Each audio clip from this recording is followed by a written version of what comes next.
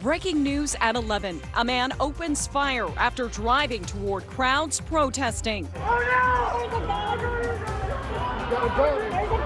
The confrontation between the shooter and a protester injured trying to stop others from getting hurt. Plus, Seattle's mayor and police chief announced changes are planned for officers at protests. Too quick to deploy flashbangs, pepper spray, and the deployment of the National Guard. And the massive rally against racism as thousands march through the streets of South Seattle.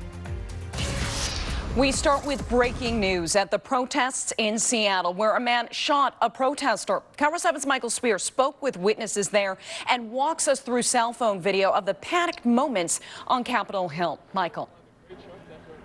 There are people so shaken they were on the ground crying, Lindsay. That shooting happened around 8:30 here in Capitol Hill, outside of Seattle's East Precinct, Seattle PD's. That's a moment when tensions were already high between police and protesters, who, as you look live, they have moved over a newly enforced barricade and made their own barrier closer to the police line, which has caused officers to issue several warnings tonight.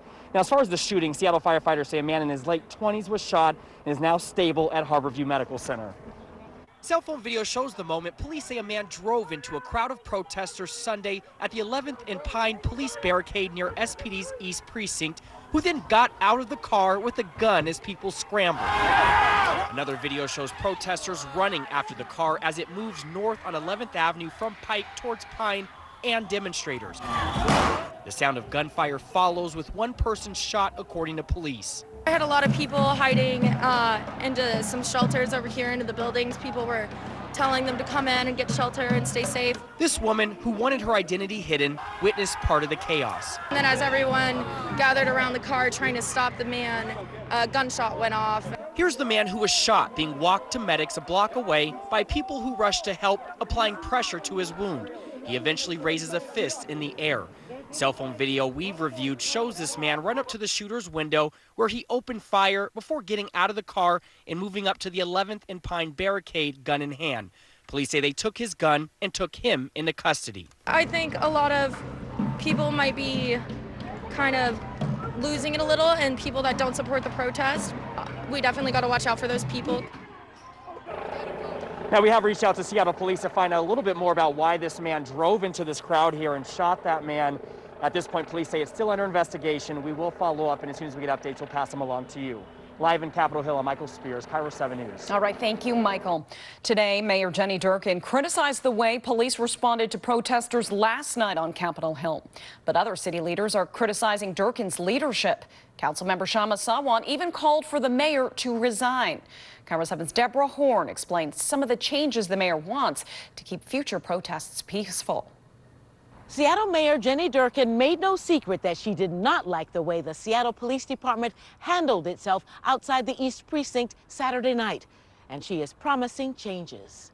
SPD's response needed to be better measured. It is the first time since massive protests over the death of George Floyd have rocked the city of her birth that Jenny Durkan has openly criticized her police department. You can't predict everything, but what you can do is make sure that you have the training to know that your job is not to escalate. Durkan's comments came after officers deployed flashbangs and blast balls to disperse the large crowd gathered outside the department's East Precinct. Police Chief Carmen Best insisted the officers reacted when protesters tried to push through the barricade and began pelting them with incendiary devices. 6 people were injured, 6 officers were injured, and 2 were hospitalized. But their actions have generated calls for changes at the top. It is Jenny Durkan's police force. It is Durkan's tear gas. Socialist Council member Shama Sawant railed against Durkan at this rally in Rainier Beach, calling for her to resign. And if Durkan does not resign, I, as city council member, on behalf of our movement, will bring articles of impeachment. At her news conference, the mayor said she has spoken to some council members asking that they too tone down their rhetoric. We wanted to know about Sawant. Have you spoken to her, and are you concerned that she says if you don't resign, she will introduce articles of impeachment so that the council will vote you out of office? I've not spoken with her, and I'm not concerned. As for the guarding of the East Precinct, Durkin says she wants officers to remove their riot gear, and she wants the National Guard's presence to be reduced so that Capitol Hill does not look like a police state. But she says she continues to be impressed and to support Chief Best. Reporting in Seattle, Deborah Horn, Cairo 7 News. Thank you, Deborah. Under Seattle City Code, a mayor accused of violating her duties may be removed from office after a hearing. The council must give at least 5 days written notice, and the mayor may show up in her defense. 2/3 of the council must then vote against the mayor to vacate the office. This comes 3 years after the council discussed possible impeachment proceedings against former Mayor Ed Murray. He later resigned over sexual abuse allegations.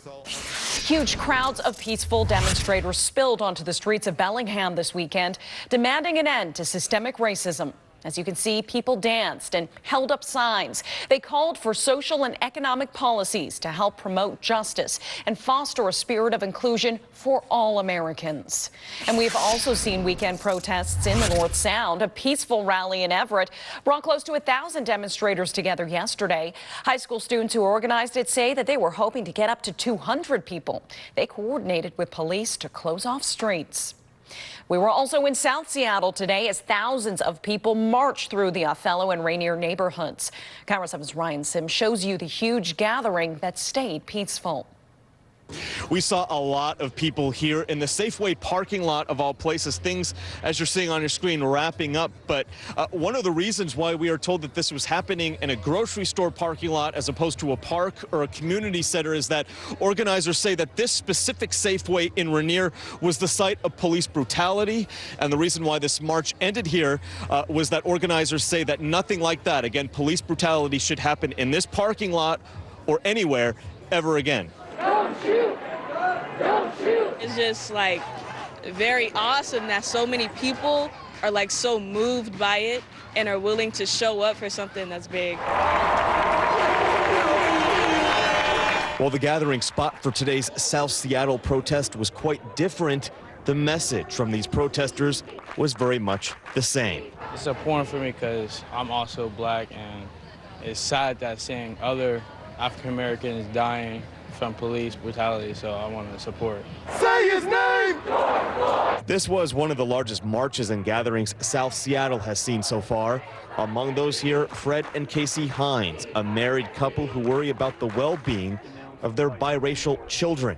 It brings me to tears thinking about the people that are supposed to protect us, you know, are the ones that my kids need to be afraid of. Going towards a more peaceful protest of the ban of tear gas being used, I think that was a great call. And then there was Jennifer Warnick. She told us she came here not only as a supporter of Black Lives Matter, but also as a member of the LGBT community. I haven't forgotten for a moment that my rights today as a gay person tie directly to civil disobedience. Once the march was over, a sea of people gathered here at the Safeway lot. That's right, walk that walk. The crowd was as boisterous and as energetic as ever, all as this gathering was entirely peaceful.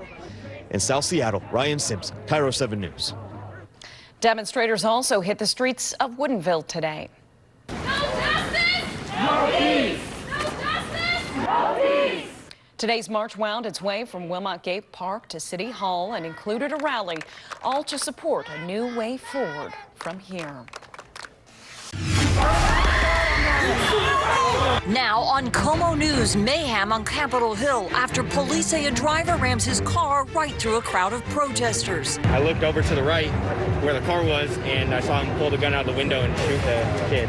A man shot as the crowd takes cover. Oh God, got a gun! I was pointing at him the whole time, like, stop that guy, stop that guy. And the chaos unfolding shortly after local leaders had announced change in the use of force. I want to make sure that everybody who comes is respected and is treated fairly. Como News starts now.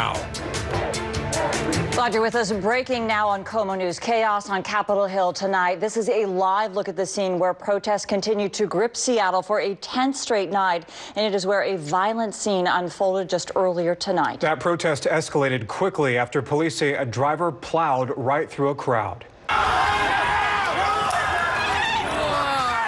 This right here is new video showing those terrifying moments when it all unfolded, the crowd screaming and running for safety.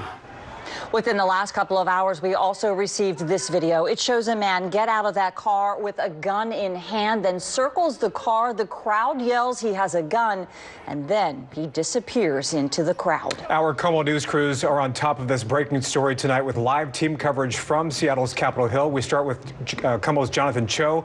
Jonathan, tell us what you heard and saw out there. Yeah, guys, what an absolutely wild evening earlier today here on 11th Avenue near the East Precinct. That car eventually stopped right here. The man with the gun got out, then was arrested. This is the terrifying moment a driver in a car plows through a crowd of protesters on Capitol Hill. We were all just yelling, like, run, run, run. Immediately, first thing I'm thinking is Charlottesville, Heather Heyer. Matthew Washburn watched it all unfold in real time this evening as the driver barreled down 11th Avenue toward Pine Street. People start trying to bust into his car to stop him, and he pulls out a gun.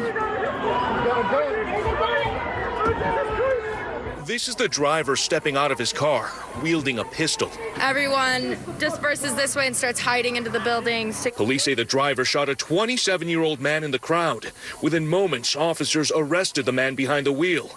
What motivated all this remains unclear. It was like a middle-aged man. Who was driving? Yes, sir. Yes, sir. Yeah. Is he white? It's a white guy. Yeah. How about the victim who was shot? It was a bigger black dude, maybe like 20-something. Another peaceful day of demonstrations, nearly derailed by this moment of terror. Everyone seemed okay, luckily. Now, the 27-year-old man who was shot is now recovering at the hospital. Authorities say no other serious injuries. Live from Seattle, Jonathan Cho, KOMO News. So glad to hear that, and so lucky. Jonathan, thank you. And our crews recognize the person who was shot tonight. He has been a vocal protester for a few days on Capitol Hill. In fact, we spotted him on Thursday. Our camera captured video of him at the protest along 11th and Pine, the same place tonight. Right now, we are working to confirm his identity. The 27-year-old we know is being treated at Harborview Medical Center tonight, where right now he is listed in satisfactory condition. Shortly before tonight's chaos at 11th and Pine, Seattle Police Chief Carmen Betts announced new policies in response to demonstrations. The chief first apologized, though, to peaceful protesters who were met with force as officers responded to what she described as agitators. The standoff situation at the East Precinct is like nothing I've ever seen before. The East Precinct has become a dangerous flashpoint for our community members in many cases and for our officers. Chief Betts said they had to disperse pepper spray and blast balls last night to disperse the crowd that ignored police orders. 6 officers injured last night. She added no tear gas was used last night due to the city's recent 30-day ban on its use. Tonight, the chief and mayor announced new policing policies with the goal of de-escalating situations and only using force when necessary. It includes an order that calls for officers to turn on their body cameras during demonstrations, reduces the number of officers at demonstrations, and has them remove some of their protective gear. And within the last hour, Seattle police said they had to make several announcements to urge demonstrators to stop moving their bicycles that were being used as a fence. They also told that crowd to move back. KOMO's Kara Costanich continues our live team coverage tonight. Kara, you tweeted about 20 minutes ago that tensions appear to be growing between those two sides. How is the situation now? And we're still seeing a peaceful night underway out here, Steve and Michelle. I want to give you guys a closer look. We've seen something play out here today on this 10th day of protesting that we haven't seen before. Folks being able to get closer to the East Precinct. Demonstrators have typically been held back at a barricade here along 11th and Pine.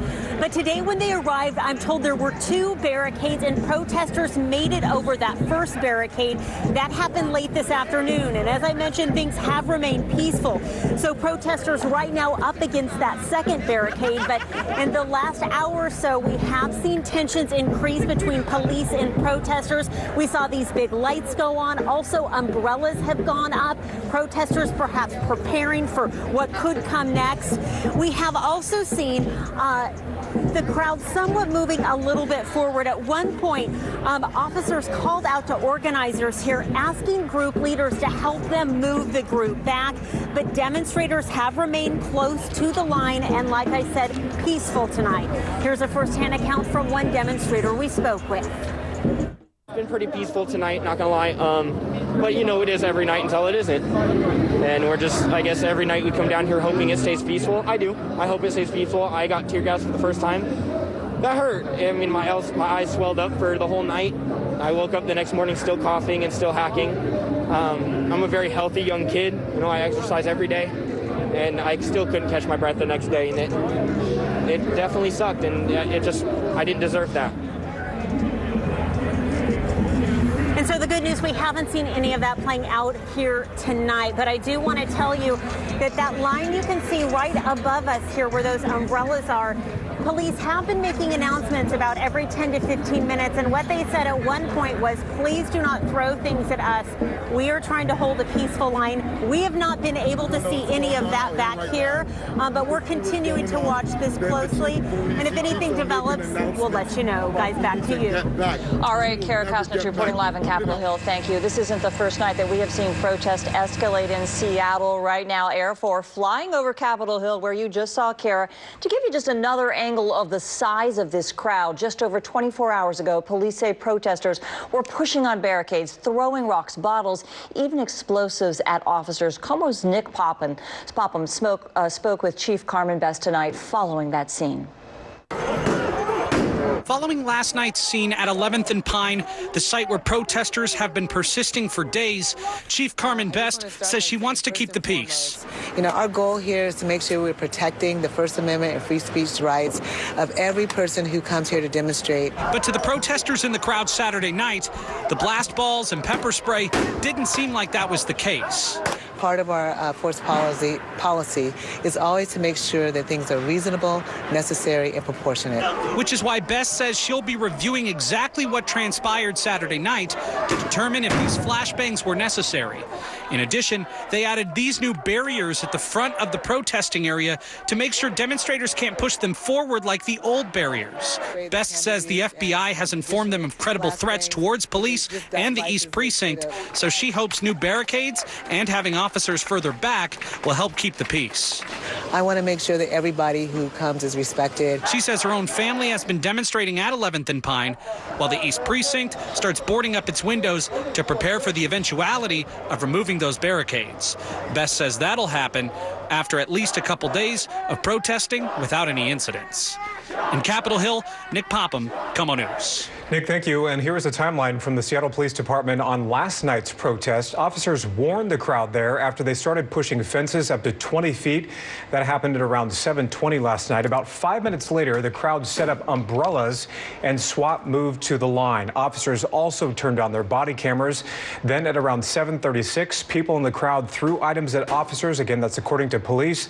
And police responded with pepper spray and blast balls. That went on for about 11 minutes. We also reached out to Seattle Police to get an update on the 6 arrests that were made last night. Also, at least 5 officers were hurt. Tonight, we have still not heard back. Crowds also gathered in Mukilteo here today. The event organized by students and forced some roads in the area to be closed for this rally. On Facebook, the police department said the city is actually proud of all the student voices they heard and appreciate all who participated. In Bellevue, a crowd gathered downtown for another protest there. Organizers even invited the police chief to join that demonstration. Continue to do what you're doing. We're listening, we're learning, we're growing as a police department, and we're responding. Last week, you might remember Chief Milet kneeled with the crowd during another protest, saying he understands their pain and demands. He also gave one of the protesters his phone number. On Friday, the Bellevue Police Department announced it will stop the use of neck restraints in circumstances where deadly force would not be justified.